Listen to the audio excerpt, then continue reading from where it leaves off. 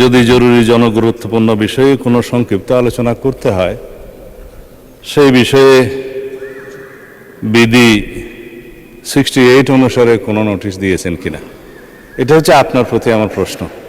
তারপরেও যেহেতু আপনি এলাও করেছেন, মাননীয় বিরোধী দলীয় নেতা যেহেতু কিছু প্রশ্ন উত্থাপন করেছে, জাতির উদ্দেশ্যে কিছু কথা বলতে হয়, না হলে পরিষ্কার হবে না। তিনি পুরো জুলাই জাতীয় সনদ সংবিধান সংস্কার বাস্তবায়ন আদেশ 2025 টপ টু বটম পড়েছেন, এ টু জেড। এটা আদেশ নম্বর 1/2025, 13 নভেম্বর।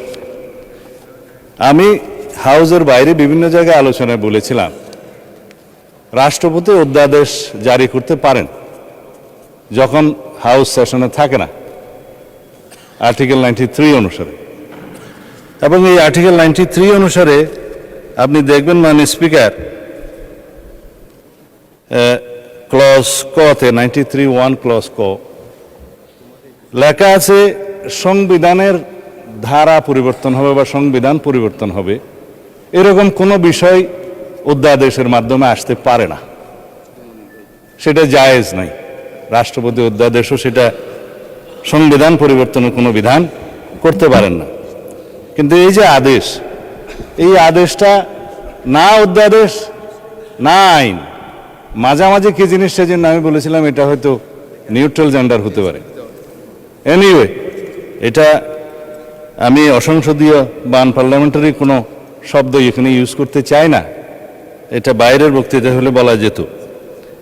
এই যে আরোপিত আদেশ যেটা তিনি পাঠ করলেন, এই আদেশের তিনি বললেন সেকশন 3-তে জাতীয় জুলাই জাতীয় সনদে অন্তর্ভুক্ত সংবিধান সংস্কার বিষয়ে গণভোট, এবং বলা হয়েছে সেকশন 10-এ পরিষদের অধিবেশন আহ্বান, কোরাম, ভোটদান ইত্যাদি। অর্থাৎ এটা সংবিধান সংস্কার পরিষদের সদস্য হিসেবে তারা অসাংবিধানিকভাবে শপথ নিয়েছেন বটে, সেই পরিষদের আহ্বানের জন্য তিনি রাষ্ট্রপতির আর্টিকেল 72 অনুসারে কনস্টিটিউশনের অধিবেশন আহ্বানের ঘোষণা চাচ্ছেন।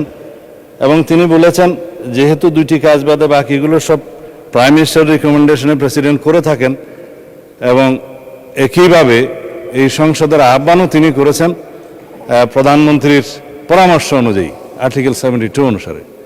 তো এইখানে প্রেসিডেন্টের ক্ষমতা যে প্রধানমন্ত্রী পরামর্শ দিয়ে শিয়া বাটার ও ভিটামিন ই সমৃদ্ধ লিলি বিউটি সোপ, তারুণ্যময় উজ্জ্বল ত্বকের জন্য। তিনি জাতীয় সংসদের অধিবেশন আহ্বান করবেন আর্টিকেল 72, এবং স্থান এবং সময় নির্ধারণ করবেন, করেছেন। আর্টিকেল 73 অনুসারে তিনি ভাষণ দেওয়ার কথা ভাষণ দিয়েছেন। আমাদের বিরোধী দলীয় বন্ধুরা ভাষণ শুনতে চাননি, চলে গিয়েছেন, ভালো কথা। কিন্তু সেই ভাষণের উপর আলোচনার জন্য তিনি কালকে প্রস্তাব করেছেন 50 ঘন্টা বরাদ্দ করা হোক। এখন যদি রাষ্ট্রপতির ভাষণের উপরে 50 ঘন্টা আলোচনা হয়, ভালো, সংখ্যানুপাতে সেই সময় বরাদ্দ করা হবে, আমরা অ্যাপ্রিসিয়েট করি। কিন্তু এই যে আর্টিকেল 72 অনুসারে সংবিধান সংস্কার পরিষদের যেখানে অস্তিত্ব না থাকায় প্রধানমন্ত্রীও সেটা পরামর্শ দিতে পারেন না রাষ্ট্রপতিকে, রাষ্ট্রপতিও সেই অধিবেশন আহ্বান করতে পারেন না, বিধায় সে করেননি। তা এখন যদি তাদের প্রশ্ন অনুসারে এই আদেশটা যদি বৈধ হয়, রাষ্ট্রপতি যে আদেশটা জারি করেছেন সেটা যদি সাংবিধানিক হয়, সেটা আমরা এখানে আলোচনা করতে পারি। ইদানিং একটা আলোচিত বিষয় হয়েছে, জুডিশিয়ারিতে সেটা আপিল হয়েছে, রিট হয়েছে, এই সংবিধান সংস্কার বাস্তবায়ন আদেশ এইটা এবং গণভোটের সার্টেন পোর্শন কেন আনকনস্টিটিউশনাল ডিক্লেয়ার করা হবে না, সেই মর্মে রুলও জারি করা হয়েছে শুনলাম। এখানে হয়তো জুডিশিয়ারির মতামত দিবে, বাট জুডিশিয়ারির মতামত এই সোভারেইন পার্লামেন্টের উপরে কখনো বাইন্ডিং না। কিন্তু এই সোভারেইন পার্লামেন্ট কখনো আবার এমন কোনো আইন প্রণয়ন করতে পারে না যেটা জুডিশিয়ারিতে যে চ্যালেঞ্জ হয়ে নাল অ্যান্ড ভয়েড হয়ে যাবে, আল্টারভায়ার্স টু দি কনস্টিটিউশন হয়ে যাবে। তো সুতরাং আমাদেরকে উভয় দিকে লক্ষ্য রেখে জাতির বৃহত্তর স্বার্থে আইনানুগভাবে এবং সাংবিধানিকভাবে যেতে হবে এই মহান জাতীয় সংসদে আমাদের সমস্ত কার্যক্রম। এখন যদি বলা হয় যে গণভোটের রায় বাস্তবায়নের জন্য সংবিধান সংস্কার পরিষদ গঠন করতে হবে। মানলাম আমরা নির্বাচিত হয়েছি সাংবিধানিক ভোটে।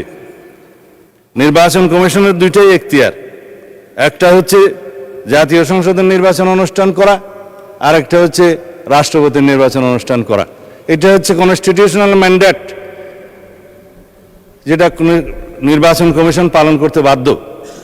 কিন্তু আরেকটা আইন হয়েছে গণভোটের জন্য, এটা আমরাও প্রস্তাব করেছিলাম, যেহেতু আইনি ভিত্তি চেয়েছেন সবাই জুলাই জাতীয় সনদের, যে জনগণ কি বলে আমরা দেখি। সেখানে জুলাই জাতীয় সনদ যেভাবে স্বাক্ষরিত হয়েছে, রাজনৈতিক সমঝোতার দলিল হিসেবে ঐতিহাসিকভাবে যেটা স্বাক্ষরিত হয়েছে, তার উপর ভিত্তি করে জুলাই জাতীয় সনদের পক্ষে এদেশের জনগণ আছে কি নাই সেই প্রশ্নে গণভোট হতে পারে, এবং সেটা একদিনে হবে না, 2 দিনে হবে, সেই বাহাস অনেকদিন হয়েছে, অতঃপর একদিনে অনুষ্ঠিত হয়েছে। এবং সেই ব্যালটে গণভোটে হ্যাঁ এবং না লেখা ছিল, কিন্তু এই আদেশটা মাঝখানে জারি করে আরেকটা প্রশ্ন ওখানে ইন্ট্রোডিউস করে দেয়া হয়েছে, যে এই প্রশ্নে গণভোট দেয়া হলো 4টা প্রশ্ন, যে এই প্রশ্নের মধ্যে একটা বিশাল প্রশ্ন জুলাই জাতীয় সনদের সমঝোতা হয়নি, এটা একটা জবরদস্তিমূলক আরোপিত আদেশ করে সেই আদেশের একটা প্রশ্ন গণভোটের মধ্যে দেয়া হলো, যেটা আমার পড়তে লাগছে 3.5 ঘন্টা। জনগণ সেটা পড়ে হ্যাঁ এবং না দিয়েছে কিনা আমি জানি না, তবে 4টা ভোট 4টা প্রশ্ন, সেই প্রশ্নের মধ্যে একটা অ্যান্সার দিতে বলা হয়েছে, আইদার হ্যাঁ অথবা না বলুন।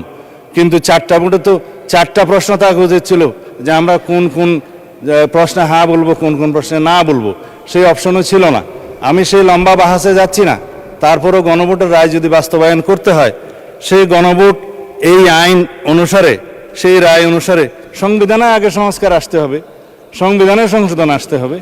সংবিধানে যদি সেটা আমরা গ্রহণ করি, তারপরে সেই গণভোটের রায় বাস্তবায়নের জন্য, তখন সংবিধান যদি এটা কন্টেইন করে, ধারণ করার পরে, তখন যদি পরিষদের সদস্য হিসেবে শপথ নিতে হয়, সেটা তখনকার ব্যাপার হবে, সেটা আমরা let us have debate on it. তবে এখন এই সংবিধান সংশোধনের জন্য আমরা এই সেশনে বিল আনতে পারবো কিনা সেটা যথেষ্ট সন্দেহ আছে। এই কারণে যে 133টা অধ্যাদেশ এখানে উত্থাপিত হয়েছে প্রথম দিনে, আজকে হয়তো মাননীয় আইনমন্ত্রী সেগুলা বিশেষ কমিটি দেওয়ার জন্য প্রস্তাব করতে পারেন, তারপরে সেটা স্ক্রুটিনি হবে, রিপোর্ট পেশ হবে, সময় আছে 30 দিন। এটা কোনো কার্য দিবস নয়, পঞ্জিকা দিবস। 30 দিনের মধ্যে এই অধ্যাদেশগুলো সম্পর্কে আমাদেরকে ফয়সালা করতে হবে।